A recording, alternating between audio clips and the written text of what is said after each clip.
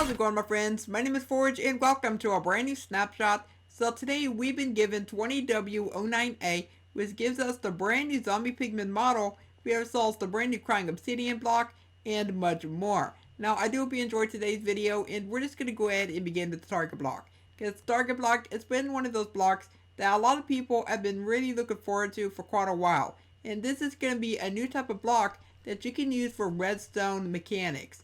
And so I'm actually very curious to see what people are going to come up with for this brand new block, because there's going to be some really cool things that you could probably do. Now, one thing that comes to mind immediately is maybe like a target range, like a practicing range or something like that. It's pretty much up to you. Now, how this target block works is that the closer the arrow is to the middle, the stronger the pulse is going to be. So let's say I aim all the way for this corner. We're only going to light up 4. But if I aim right for the middle area, then this is going to go and light up a bunch more. Now, it can be quite tricky to get right in the middle, but if you do manage to get right in the middle, then you are going to get the strongest pulse possible. So yeah, this is pretty much it for this block. Now, if you want to craft it, it's going to be requiring some redstone dust. You need 4 of those, and right in the middle, it's going to be hay bale. So this is going to be a very simple recipe to go ahead and get. Probably one of the more simpler redstone recipes that we've gotten in a very long time. But anyway, we're going to go and talk about the other new block, which is going to be Crying Obsidian. Now, that name might sound very familiar to many people out there, because this was a block that was mentioned numerous of times many years ago. This was going to be a block that Notch wanted to add into the game, and this was going to be the way of setting your spawn point instead of the bed. But of course, Notch introduced the bed and not Crying Obsidian, so Notch actually didn't see a point of introducing the Crying Obsidian. But it is finally back inside the game, and it looks really cool. I really do like the fact that it does have these purple particles that's coming off of it. It definitely looks like it's crying. Now, what I am going to go ahead and do is I'm going to go ahead and see about how long it actually takes us to break this. So I think it's going to be the same speed as like Obsidian, but to me it actually seems like it's a little bit slower. I just don't know. But anyway, that is us mining the Obsidian. Now, our next change that we're going to talk about is going to be something that kind of resembles a rope of some sorts. And that's going to be this wonderful Weeping Vine. Now, for Weeping Vines, these were introduced all the way in the first snapshot, but they did not have a purpose until now. So watch this. If I go and hold on the spacebar, we're actually climbing up it. And you actually do not need a block around it at all either, which is really, really awesome. Now, another thing that they've done is basically, as you can see, we have ourselves a crimson fungi right here, and then we have ourselves a warped fungi right on top of this block. And we actually can no longer grow a warped fungus on top of crimson nanium, and we can no longer grow the crimson fungi on top of warped nanium.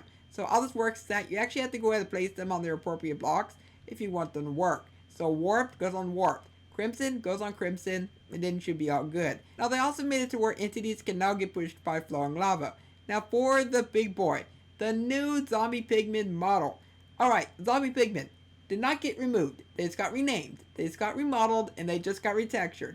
Now that we got all that cleared up, this is going to be how the Zombie Pigmen is now going to look, and they're now known as Zombified Piglins. In my own opinion, I really have to say that the new model and texturing is actually really, really cool. And it kind of supposed to resemble how the Piglins are, but this is basically just the undead variant.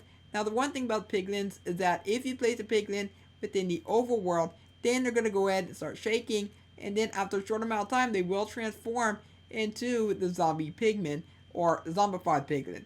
It's going to take me quite a while to actually get used to calling them Zombified Piglins, because they're always going to be Zombie Pigmen in my own eyes. Now, next up, I'm just going to talk about bartering, because within the snapshot, they also went ahead and rebalanced the bartering system to make it a little bit better for survival players. So let's go take a look at this. Now, on top, I have the weight, like how rare it's going to be or how common it's going to be. But then we got ourselves the count. So the count is going to be the C. So anyway, for a weight 1, you get yourself a chance of getting yourself a netherite O, and you're only going to get one of those. But then for weight 5, you're going to be finding yourself the warped nanium. You can get one of those. You can also get yourself 1 fire resistance potion, and as well as 2 to 4 splash fire resistance. So that's going to be very handy inside the nether. But then we have ourselves the weight 10. So for quartz, you can get 8 to 16 of those. You can get 5 to 12 glowstone, 2 to 6 magma cream, 4 to 8 ender pearls, and 8 to 24 string. So that is a lot of string right there. Oh my goodness. So then we resolve the most common items, and that's going to be a weight of 20. So you can get yourself 6 to 10 shroom lights, you get yourself 1 fire charge, you get 8 to 16 gravel, 4 to 10 leather, 4 to 10 warped fungi, and as well as 4 to 16 nether brick.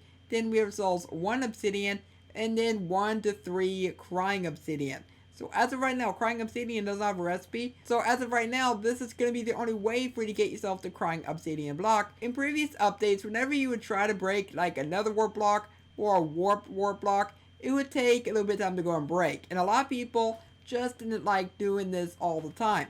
But guess what? If you get yourself a hoe, you can just go and break them like nobody's business. This is going to be a very good change. Now they also renamed the warped and the crimson fungi. It's now going to be fungus. So it actually sounds a lot better than fungi. And of course you can go and place them in flower pots, which is also a really good change. They also made it to where you can now place down the crimson and warp roots inside the actual flower pots, which these look really awesome. They definitely look like an alien plant or something like that. So for the biome fog blending, if you remember, the transition wasn't very great.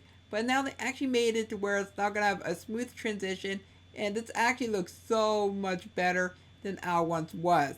It's very smooth, and it's a really good change. Now I actually just discovered this just a few moments ago, and apparently you can find yourself baby piglins riding on top of a baby oglin. And then sometimes they're just gonna hop off. So it is actually a really cool thing. You can just go ahead and do this yourself by just getting yourself a baby piglin and a baby oglin, get them next to each other, and then eventually the piglin is just gonna ride on top of the oglin. And there you go. That's pretty much it for what they've done for the nether snapshot. That's pretty much it for what the snapshot does introduce to us for the nether update. Now down below in the comments, I do want you telling me what you think of this.